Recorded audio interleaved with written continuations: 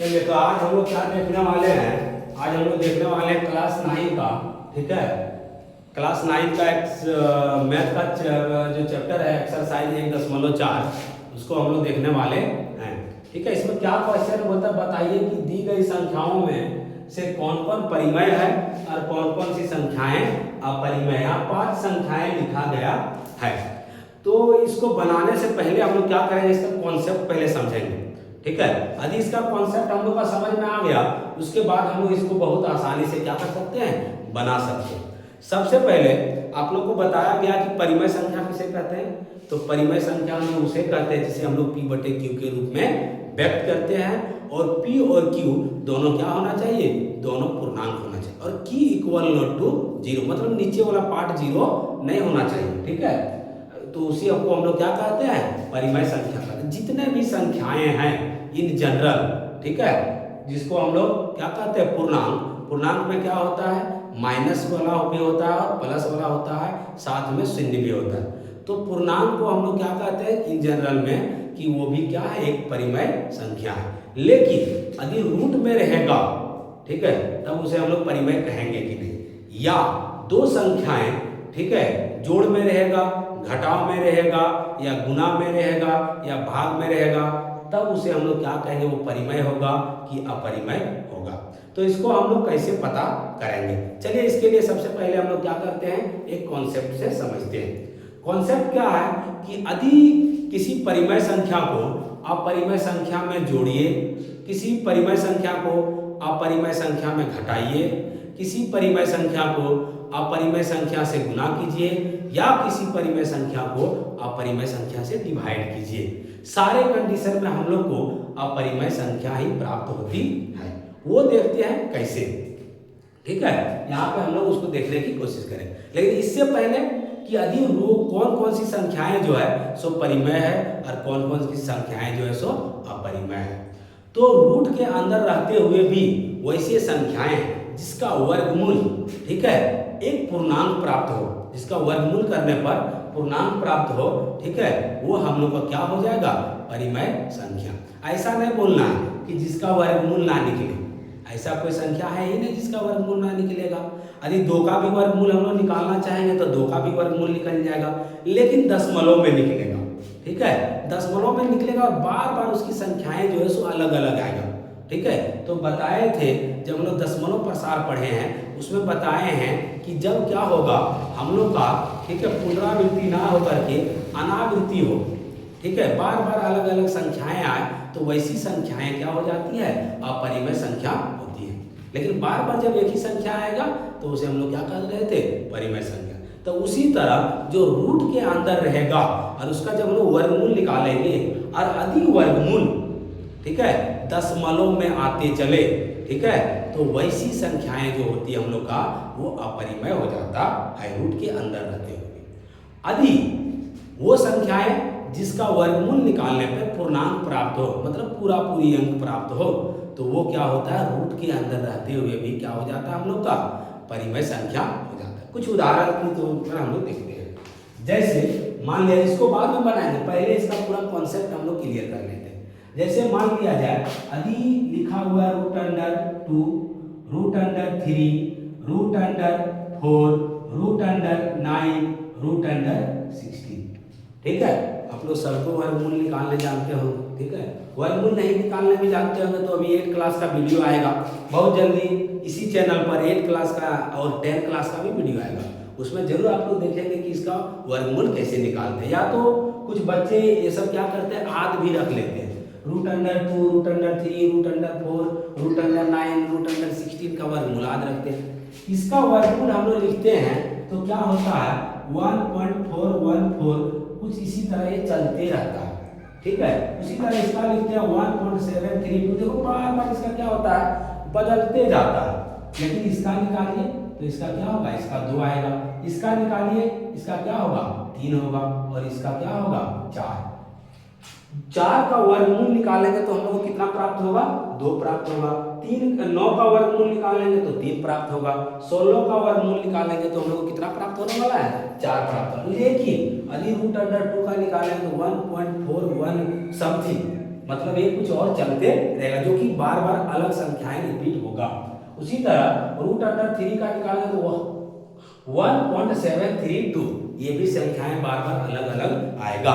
मतलब ये क्या है, ये उस टाइप का है, आप लोग को बताए थे कि जब अभी हम लोग का दशमलव प्रसार होगा और वहां पे अनवसानी अनावृत्ति दशमलव प्रसार आ जाए, अनवसानी अनावृत्ति मतलब बार बार संख्याएं अलग अलग रिपीट हो, तो उसे हम लोग क्या कहते हैं, अपरिमेय संख्या कहते हैं।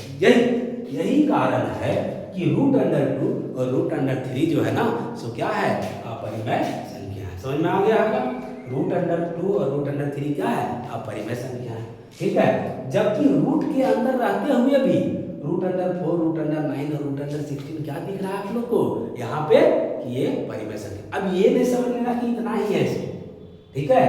अपरिमेय संख्या रूट के अंदर जैसे √2 हो गया, 3 हो गया, 5 हो गया, 6 हो गया, 7 हो गया, 8 हो गया, 10 हो गया, ये सब रूट के अंदर रहेगा ना, तो इसका वर्गमूल जब हम लोग निकालेंगे तो इसका वर्गमूल हम लोग का दशमलव में आने लगेगा, मतलब पूरी अंक नहीं आएगा, इसीलिए ये सब क्या कहलाएगा, अपरिमेय संख्या। जबकि जिसका वर्गमूल निकालने पर पूर्णांक प्राप्त हो तो उसे हम लोग क्या कहेंगे, परिमेय संख्या। कहीं कहीं तो ऐसा भी पता सुनने में आया है, ऐसा भी बोल दिया जाता है, क्या होता है कि जिसका वर्गमूल ना निकले वो क्या हो गया, अपरिमेय, और जिसका वर्गमूल निकले वो क्या हो गया, परिमेय। तो क्या बताइए, कोई भी ऐसा संख्या जिसका वर्गमूल हम लोग नहीं निकालने जानते, सबका तो वर्गमूल निकाल ही लेते हैं, ठीक है। तो इसका मतलब सब क्या होना चाहिए, परिमेय होना चाहिए, अपरिमेय तो होना ही नहीं चाहिए।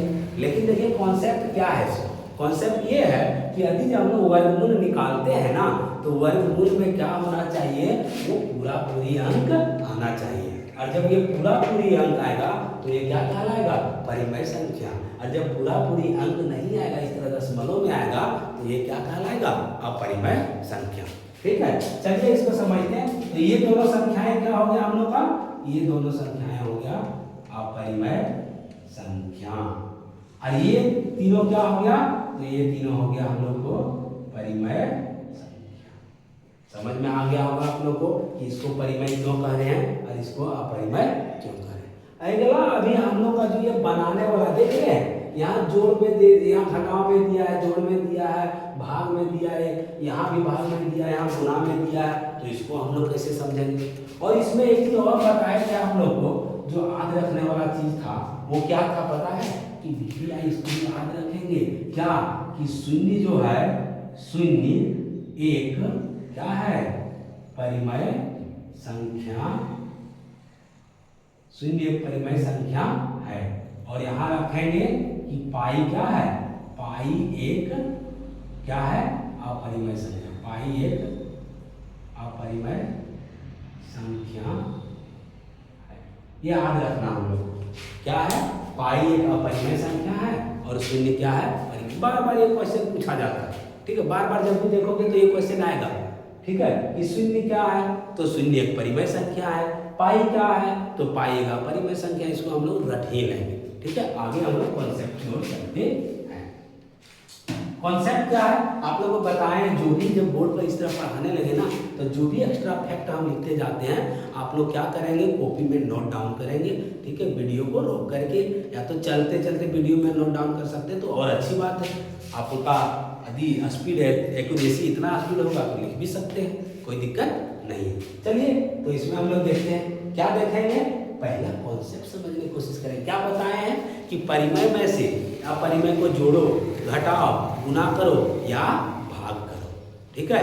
हर एक कंडीशन में हम लोग का क्या होगा, अपरिमेय। लेकिन कुछ कुछ कंडीशन ऐसा होता है, कोई ऐसा बोल देगा सर अपरिमेय में अपरिमेय जोड़ेंगे या परिमेय में अपरिमेय घटाएंगे, मतलब दोनों सेम रहेगा तब क्या होगा, तो वो सब के लिए तो अलग कंडीशन है। लेकिन यहाँ जो मेन कंडीशन हम लोग को पढ़ना है वो ये पढ़ना है कि परिमेय में से अपरिमेय को जोड़ दिए, परिमेय में से अपरिमेय को घटा दिए, परिमेय में से अपरिमेय को गुना कर दिए और परिमेय में से अपरिमेय को भाग दे दिए, तब क्या आने वाला है, यहाँ हम लोग देखते हैं। तो पहला कॉन्सेप्ट हम लोग ये लिखते हैं, क्या है कि परिमेय संख्या में यदि अपरिमेय को, ठीक है, परिमेय में अपरिमेय को जोड़ देंगे, या तो इसको पूरा लिखिए, क्या दिक्कत है, लिखिए परिमेय संख्या, परिमेय संख्या प्लस अपरिमेय संख्या, यदि परिमेय संख्या में अपरिमेय संख्या को जोड़ देंगे ना तो क्या मिलने वाला है, एकदम श्योर है कि हम लोग को मिलेगा अपरिमेय संख्या। ठीक है, परिमेय संख्या को अपरिमेय संख्या में जोड़ेंगे तो क्या मिलने वाला है, अपरिमेय। देखते हैं उदाहरण, मान लिया जाए 5 है, इसमें √3 जोड़ दो।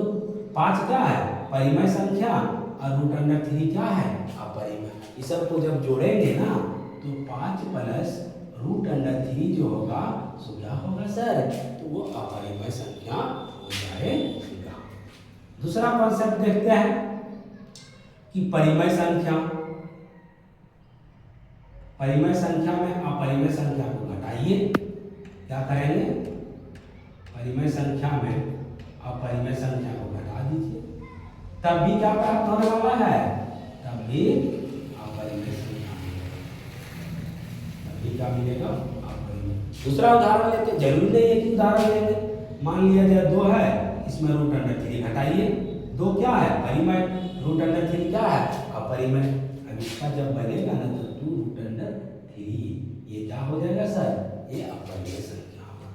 तीसरा हम लोग देखते हैं क्या है, बोले हैं कि परिमेय संख्या को, परिमेय संख्या को क्या करेंगे, अपरिमेय संख्या से गुणा करेंगे।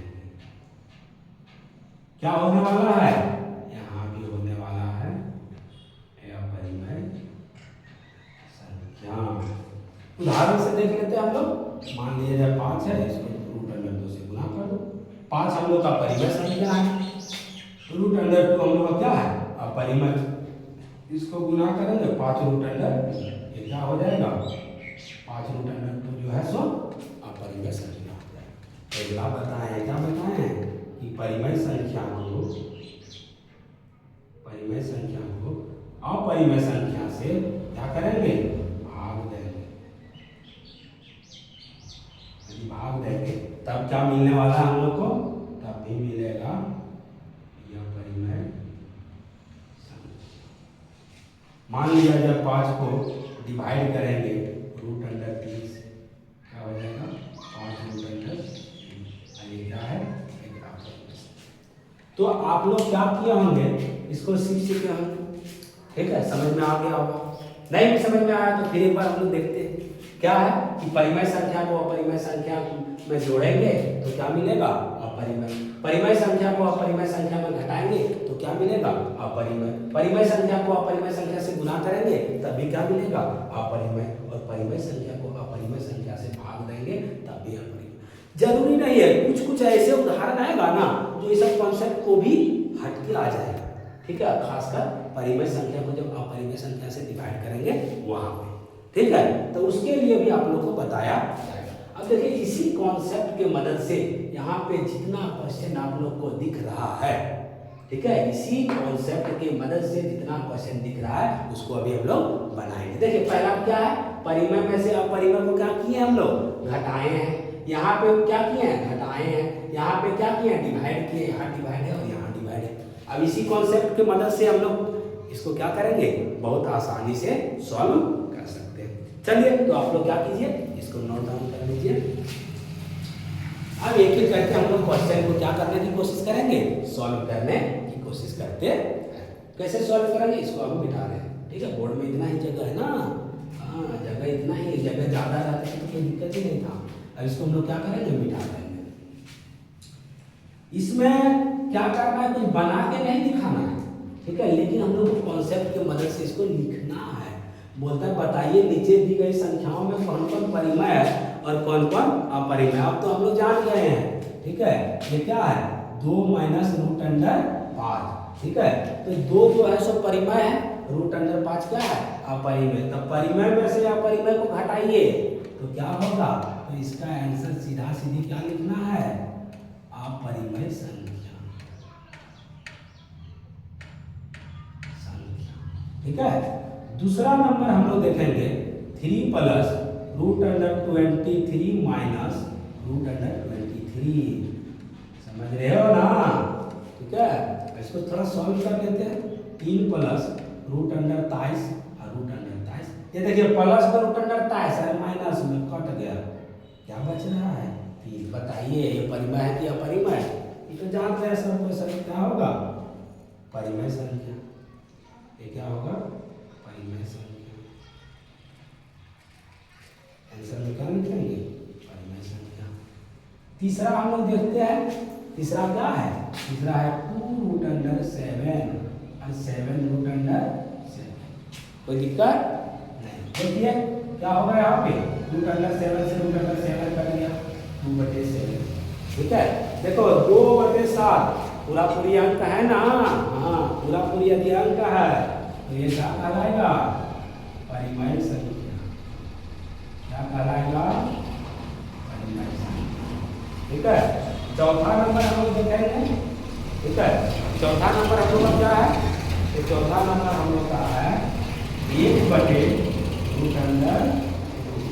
यहाँ समझिए ऊपर वाला ये है परिमेय संख्या सर। क्या है परिमेय संख्या। ये वाला क्या है सर परिमेय संख्या। आप लोग को बताए हैं कि जब परिमेय संख्या को, ठीक है, आप परिमेय संख्या से भाग देते हैं तब क्या होता है बोलिए, तब होता है अपरिमेय संख्या। ठीक है, तो आंसर में क्या लिखेंगे सर, लिखेंगे अपरिमेय संख्या। ठीक है, मजा आ रहा है ना, बहुत मजा आने वाला है। अब हम लोग 5वां नंबर क्वेश्चन देखेंगे। 5वां नंबर क्वेश्चन क्या है 2 पाई। अब यही तो समझना है कि 2 पाई क्या है। सबको तो लगेगा ना यहाँ तो बटा उटा कुछ नहीं है सर, लेकिन यहाँ भी है। बताएं क्या, अभी अभी बताए थे कि शून्य जो है सो परिमेय संख्या, लेकिन पाई अपरिमेय। देखो ये 2 जो है ये क्या है, ये है परिमेय संख्या, लेकिन ये पाई क्या है, ये है अपरिमेय संख्या। मतलब परिमेय और अपरिमेय आपस में क्या चीज में है, गुना में। जब गुना में रहता है तो ये भी क्या हो जाता है, ये अपरिमेय संख्या। ठीक है, तो यहाँ हम लोग देखेंगे 2 ठो परिमेय हुआ ना, एगो 2 नंबर और एक 3 नंबर परिमेय संख्या हुआ, बाकी बात सारे क्या हो गया अपरिमेय संख्या। ठीक है, तो इसी तरह से आप लोग के बीच में, ठीक है, नया वीडियो फिर से आएगा। तब तक के लिए आप लोग इस वीडियो को देखिए। ठीक है, अच्छा लगे तो कमेंट कीजिए। ठीक है, और शेयर भी कीजिए, लाइक भी कीजिए, सब्सक्राइब भी कीजिए, अपने दोस्तों को बताइए। जल्दी जल्दी बताओगे तब ना जल्दी जल्दी समझ में आएगा, तब ना मेरा सब्सक्राइबर बढ़ेगा। ठीक है, इसलिए आप लोग क्या करेंगे, ठीक है, सबसे ज़्यादा जरूरी बात यह है कि आप लोग मेरे चैनल से जुड़ करके, ठीक है, अपने को, ठीक है, और अच्छे बेहतर बना सकते हैं। इसलिए हमारे YouTube चैनल फोरेस स्टडी सेंटर को लाइक, कमेंट और शेयर कीजिए। मेरा फेसबुक पेज सुजीत कुमार को जा करके फॉलो कीजिए, वहाँ भी टोटल वीडियो ये सब जितना भी आ है सारा वीडियो आ रहा है। ठीक है, आप लोग फेसबुक पेज पर भी जा करके देख सकते हैं, सुजीत कुमार के नाम से फेसबुक पेज है। ठीक है, आप लोग लाइक, कमेंट और सब्सक्राइब कीजिए। धन्यवाद।